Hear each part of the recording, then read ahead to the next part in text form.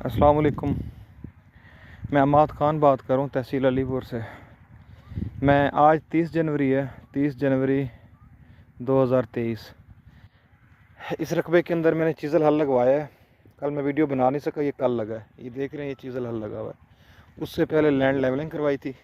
ये देखिए चीज़ल हल है, ये देख रहे हैं आप। ये 12 एकड़ रकबा है। इसके अंदर मैं अनार लगा रहा हूँ, रेड अनार।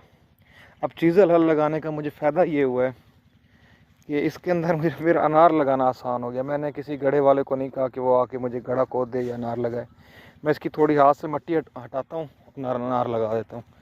1-1.5 फीट नीचे है, गहरा है, खड्डा है बल्कि इसका लगा हुआ है इससे चीज़ल हल से। आप देख रहे हैं, ये देखिए, ये रेड अनार है।